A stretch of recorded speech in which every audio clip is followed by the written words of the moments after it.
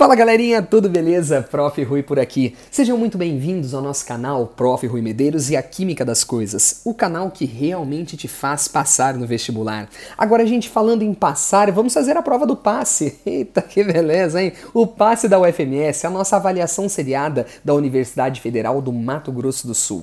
Essa prova que eu vou resolver com você foi realizada no dia 12 de dezembro de 2021, que na verdade é antes de ontem, tá? Essa prova foi feita antes de ontem. E aqui, galera, eu vou resolver com vocês aquela que é aplicada na primeira série do ensino médio, ou seja, a primeira etapa do triênio 21-23. Então vamos ver tudo que essa prova abordou, tá? Todos os detalhes dela, se estava tudo de acordo, e no final da resolução eu vou dar para vocês o meu parecer do que eu achei da prova, tá? Agora, antes de tudo, já vou pedir para você, aproveita, criatura, e se inscreva no nosso canal. Conteúdos como esse sempre te ajudam demais na hora de resolver provas, e eu tenho certeza que você vai adorar todos os conteúdos que a gente posta por aqui, beleza? Então, sem mais enrolações, vamos ao nosso vídeo direto, né? Vamos começar aqui pela nossa primeira questão, que foi a questão de número 41. Você vai perceber que essas imagens estão bem feinhas, é porque na verdade são imagens mandadas pelos próprios alunos, porque a prova ainda nem foi divulgada no site, né? Estamos resolvendo em primeira mão aqui para vocês. E a primeira questão, que é a número 41, dizia bem assim: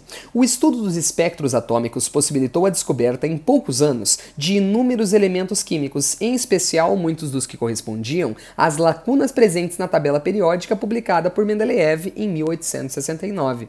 Os lantanídeos de separação extremamente difícil também foram prontamente identificados pela espectroscopia. Procurando utilizar uma analogia para facilitar o entendimento dos alunos, um professor pôde considerar que o espectro atômico de um elemento corresponde aqui. Gente, primeiro eu vou te dar a resposta, tá? Ele corresponde à sua digital. Como assim, professor? Primeira coisa, o que é esse tal de espectro atômico? Não sei se você lembra do modelo atômico proposto por Niels Bohr. Bom, o que o modelo de Bohr ele mostrava para nós? Que o átomo era dividido em duas regiões, um núcleo, tudo bem, e a nossa eletrosfera. E o que o Bohr trouxe de novidade? Ele trouxe para a gente que essa eletrosfera seria dividida em níveis de energia, né? E esses níveis de energia é o que a gente costuma chamar de camadas. Então nós tínhamos as camadas ou níveis de energia, e os elétrons se distribuíam através desses níveis de energia. Você lembra que quando um elétron ganha energia, ele vai para uma órbita mais externa, e o seu retorno, ou seja, a volta do elétron, acaba liberando energia. Pois bem, o que eu quero falar para você é o seguinte: esse tal de espectro atômico que ele está se referindo aqui é justamente mostrar isso que eu acabei de falar para vocês. Quando o elétron ele retorna liberando energia, essa energia está associada a uma determinada frequência. Você sabe que energia é igual a constante de Planck vezes a frequência. Professor, mas eu não sei essa fórmula. Não tem problema. Só quero que você entenda que cada energia tem uma frequência diferenciada e, consequentemente, a frequência está relacionada com uma cor. O que eu quero falar para vocês é o seguinte: cada átomo ele vai ter a sua identidade por aqui. O átomo de hidrogênio, quando ele é excitado, ou seja, quando seus elétrons saltam para órbitas mais externas, no retorno ele vai liberar uma determinada quantidade de energia que eu vou chamar de X.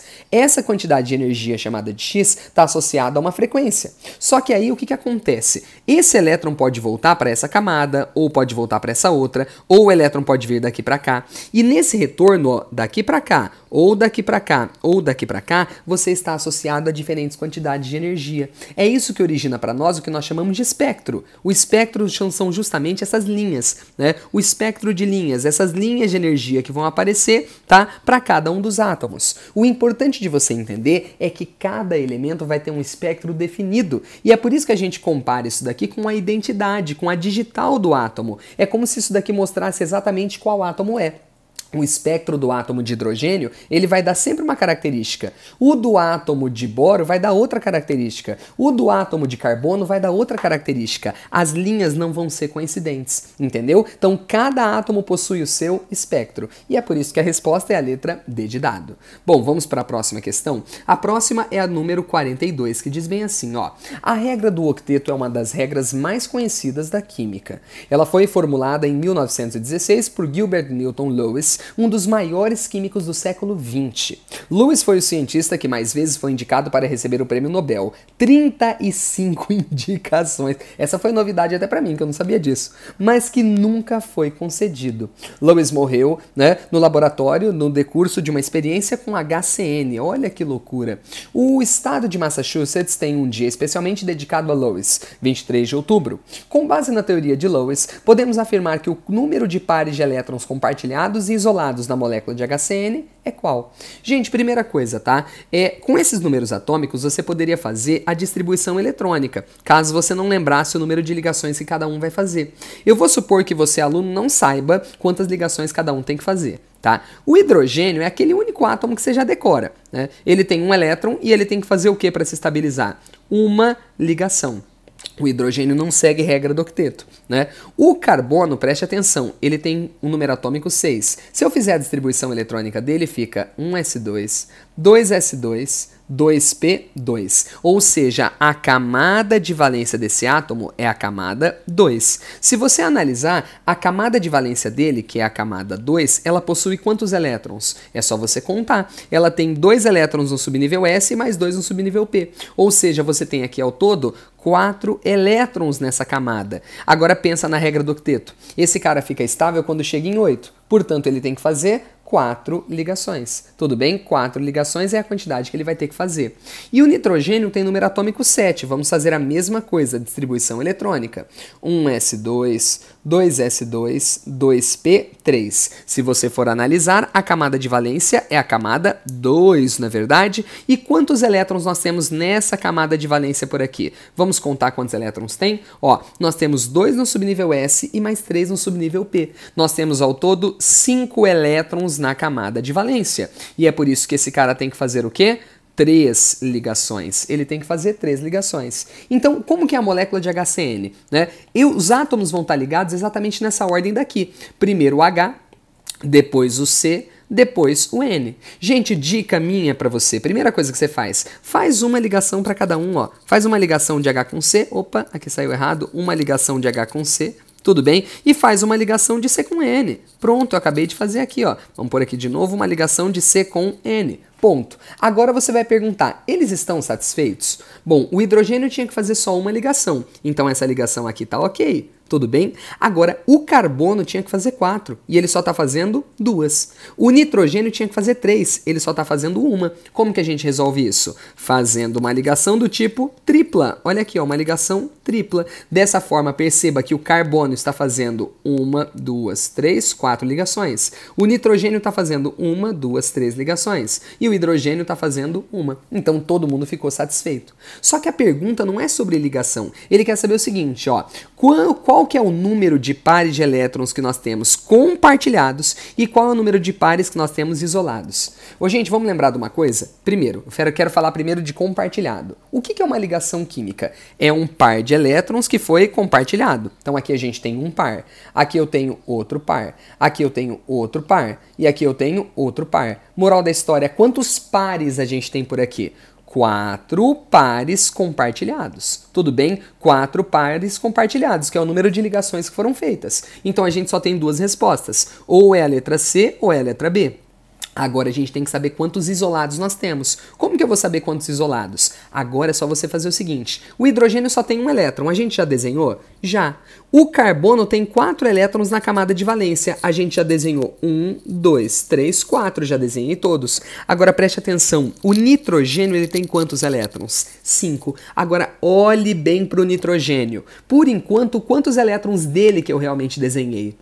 1, 2, 3. Eita, tá faltando 2, porque se ele tinha 5, tá faltando 2. Então vou colocar aqui, ó, 1, 2. Moral da história, esse parzinho que você tá vendo aqui é o par isolado que ele se refere. Então aqui nós temos o quê? Um par isolado. Um par isolado. Moral da história, a resposta é justamente a letra B de bola. Nós temos 4 pares compartilhados e temos um par isolado. Lembrando que par de elétrons isolado é aquele que não está sendo compartilhado, é aquele que não faz ligações. Tudo bem? É aquele que não faz ligações. Perfeito. Então vamos para a próxima? Questãozinha boa. Vamos agora para de número 43. Bom, vamos lá. A teoria de que os átomos são estáveis quando atingem 8 elétrons na camada de valência foi criada independentemente por Gilbert Lewis, de novo falando do Lewis, né, e Walter Kossel, né, e mais tarde aperfeiçoada por Irving Langmuir, sendo dado a esse último o crédito por criar a expressão regra do octeto. Então quem criou foi o Langmuir, né?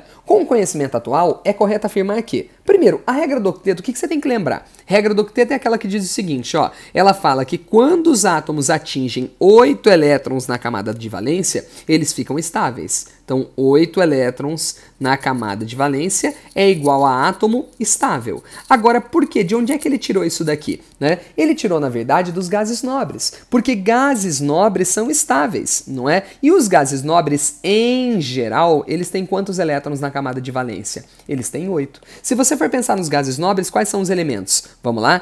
Hélio, neônio, argônio, criptônio, xenônio e radônio. São esses os gases nobres que nós temos na tabela periódica. Tudo bem? Ó, esse cara aqui tem número atômico 2, esse daqui é 10, esse daqui é 18, esse daqui é 36, esse daqui é 54 e esse daqui vai ser o nosso 86. Tudo bem? O importante não é você decorar isso não, você não precisa. Só tem que saber que esses carinhas que eu estou destacando aqui, todos eles têm o quê? 8 elétrons na camada de valência. E a característica do gás nobre é ser estável. O único que foge a essa regra é o hélio, que ele é um gás nobre e tem apenas 2 elétrons na camada de valência. Então já posso falar uma coisa para você. É todo mundo que obedece a regra do octeto? Claro que não. Nem os gás nobres mesmo todos recebem essa regra como uma coisa boa.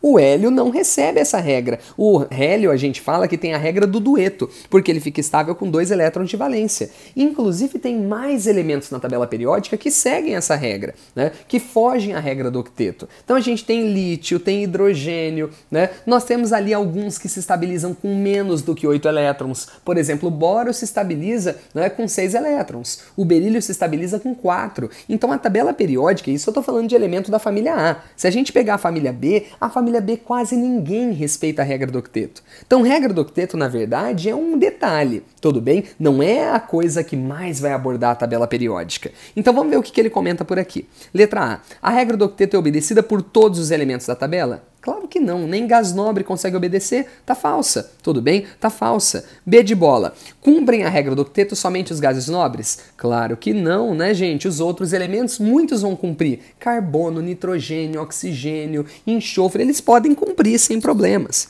Elementos leves como hidrogênio, hélio e neônio cumprem a regra do octeto? Gente, não, né? O neônio cumpre, ele é um gás nobre e cumpre. Agora os outros dois não, né? O hidrogênio não e o hélio também não. Falsa também.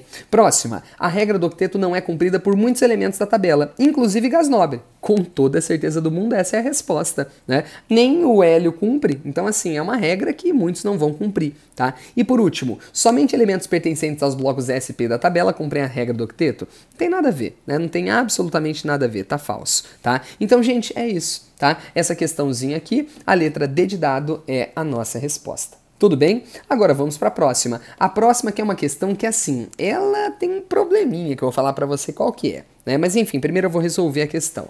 A luta pelo meio ambiente tem se tornado cada vez mais presente e urgente. Essa luta começa conosco em nossos lares. Podemos fazer a nossa parte, por exemplo, reciclando o nosso lixo ou separando-o para a coleta seletiva, né? E daí ele fala assim: com essa atitude, evitamos que materiais como plásticos, metais e lixo eletrônico acabem em rios, mares, reservas ambientais e em lixões. A reciclagem do lixo tem avançado no Brasil, porém ainda há muito a ser feito. Qual o material mais reciclado no Brasil? Tá, vamos lá. Gente, isso daqui é uma questão de conhecimentos gerais. Daí você tinha que ter esse conhecimento, e não é pela química, né? Qual que é o material mais reciclado no Brasil? Quando a gente pensa em reciclagem, eu sei que na sua cabeça vem duas coisas. Vem a questão do alumínio e vem as garrafas PET. Só que, gente, eu vou contar para você, o alumínio é o material mais reciclado no Brasil. A resposta é a letra A, tudo bem? E a principal fonte são as latinhas desse material. Não apenas lata que a gente tem de refrigerante, cerveja. Não, lata de um modo geral, né? Você pega lata de alimentos, você pega lata de tinta, né? O alumínio é o material mais reciclado no Brasil. Tudo bem? Agora é aquela história. Essa questão ela tem qual problema? O problema dela tem a ver com justamente o edital. Porque no edital é muito difícil de você entender que eles vão colocar uma questão sobre lixo. Eles colocam lá no início, Introdução ao Estudo da Química, Contexto Histórico e Atual Química na Sociedade. Essa é uma coisa que ele poderia justificar, entendeu? Eles vão falar, ó, tá aqui nesse tópico, a química atual da sociedade, isso daqui é o lixo. Entendeu? Mas não está bem especificado. Matéria, características e transformações. Então, assim, o que não deixa muito claro no edital é justamente essa cobrança do lixo. Entendeu? Eu, por exemplo, dou isso na minha aula, normalmente. A gente sempre dá aula sobre lixo, sobre separação de misturas, sobre tratamento de água. A parte ambiental, ela sempre está presente. Só que se você for olhar ali, né, lá na matriz deles, com os conteúdos que são para cair, eles não colocam a parte de ambiental, embora tenha que ter. Tem a ver com essa química da sociedade. Então acho que tinha que se melhorar o edital. Tudo bem? Eu não acho que vai adiantar entrar com recurso nessa questão, tá? Porque assim, ela não tem erro nenhum. É apenas uma questão de ver se o edital realmente era para cobrar isso daqui. Tudo bem? Na verdade, ele era para cobrar, só que tinha que ter explicado melhor esse conteúdo no próprio edital. Tudo bem? Vamos para a última questão, então. Essa é outra questãozinha aqui que eles poderiam ter feito diferente, né? Mas vamos lá. Os Jogos Olímpicos de 2020, sediados no Japão, foram realizados somente em 2021, devido à pandemia de Covid-19. Os momentos mais celebrados são as premiações. Os atletas sobem ao pódio para receber seu prêmio. Eles são agraciados com a medalha de ouro, de prata ou de bronze, conforme sua colocação na disputa. Essas medalhas são constituídas por ligas metálicas. Então ele acabou de falar que essas medalhas são constituídas por ligas metálicas. Por exemplo, a de ouro é uma liga contendo mais de 90% de prata e uma pequena porcentagem em ouro. Tipo assim, é de ouro só no nome, né? Porque tem pouquíssimos gramas, tá? Pouquíssimos gramas de ouro. A medalha de prata também é uma liga, geralmente com alguma porcentagem de cobre. Então, a medalha de prata é de prata, tudo bem? Só que ela tem uma certa porcentagem de cobre. Agora fica aquela questão. Ele vai falar sobre a medalha de bronze. A medalha de bronze também não foge à regra. Qual é o metal mais presente, né, na medalha de bronze? Gente, se você lembrar das suas aulas, o que é o bronze, né? Bronze basicamente é uma liga, tá? Isso você tem que conhecer, isso daqui é dado no ensino médio e está no edital, tá? Olha aqui, ó, bronze é uma liga constituída principalmente por qual elemento? Cobre e pequenas quantidades de estanho. Então, na verdade, tá? O bronze é isso daqui. Você pode ter outros elementos junto, tá? Você pode ter junto zinco, embora cobre com zinco seja latão, às vezes nessas ligas de medalhas eles colocam zinco junto, né? Mas é cobre e estanho, essa é a principal composição. Então a resposta seria qual? A letra E, cobre e em menores porcentagens metais como estanho. Agora, o que eu falo para vocês que foi o problema, né? O problema foi o jeito que eles escreveram. Porque, ó, pensa, usa a lógica, ele fala que a medalha de bronze também não foge à regra. Aí o aluno pergunta, que regra? Se ele for parar para pensar no que ele falou, a liga de ouro ela tinha 90% de prata e um pouco de ouro. A medalha de prata tinha também um monte de prata com um pouquinho de cobre. Então o que o aluno pode ter tentado associar, é claro, de maneira errônea, mas que o texto levava a isso, né? Ele poderia imaginar que a regra era ter prata como principal constituinte, entendeu? E aí ele acabaria marcando prata, e em menor proporção estanho e mercúrio, sei lá, ou alguma coisa do tipo, entendeu? O problema é que eu acho que o texto não ajudou. Eu acho que essa parte aqui, ó, a medalha de bronze também não foge à regra. Isso não ajudou nada. Eles poderiam ter dado uma dica, alguma coisa melhor para o aluno conseguir fazer. Mas agora é claro, o aluno aprende no ensino médio que bronze é uma liga formada por cobre e estanho e que o principal componente, quem que é? O cobre. Então assim, gente, eu acho que também não adianta entrar com recurso, tá? De jeito nenhum, não tem erro nenhum na questão. O problema é que a maneira que ela foi escrita levava o aluno a errar. Tudo bem? Então qual que é o meu ponto de vista dessa prova, tá? Gente, eu achei assim que a UFMS ela já tá, todo ano é a mesma história, ela faz uma prova que é fraca comparado ao que poderia ter. E gente, olha que coisa, se você for parar pra ver, a matriz ela traz um monte de conteúdos, não é? Cara, olha o que a gente trabalhou em todas as questões. Uma sobre modelo atômico. A outra sobre regra do octeto e ligações. A outra sobre regra do octeto e ligações. A outra sobre reciclagem, que nem na matriz bem explicado estava. E a outra sobre ligas metálicas. Ou seja, sobre ligações químicas de novo. Gente, cadê os ácidos? Cadê as bases? Cadê os sais? Cadê as reações químicas, balanceamento? Cadê o cálculo estequiométrico? Cadê os cálculos químicos? Né? Tipo assim, é tanta coisa que pode ser cobrada e não foi colocado por aqui. Então, o meu parecer da prova é mal distribuída. entendeu? Mal distribuída. As questões não foram ruins, não foram, né? Mas eu achei assim, ó, desnecessária essa questão aqui. A gente perdeu um conteúdo que isso geralmente é dado em biologia, eu não vi a necessidade de ter colocado isso numa questão. E essa última, a maneira como foi escrita levava a confusões, entendeu? Então assim, gente, alunos, já estou adiantando, não adianta entrar com recurso nessa prova. Não tem questão com um erro, tá? Não tem nenhum erro por aqui. As questões estão ok. O problema foi a distribuição de conteúdos mesmo, tá bom? Gente, espero que vocês tenham gostado, tá? A gente se vê outro dia por aqui, tá certo? Espero que vocês tenham obtido um excelente resultado na sua prova, tá? E assim, se você ainda não é inscrito no nosso canal, vou pedir novamente, se inscreva, porque conteúdos como esse realmente te ajudam a passar no vestibular. Tudo bem? Gente, valeu, um beijão pra todos vocês e tchau, tchau!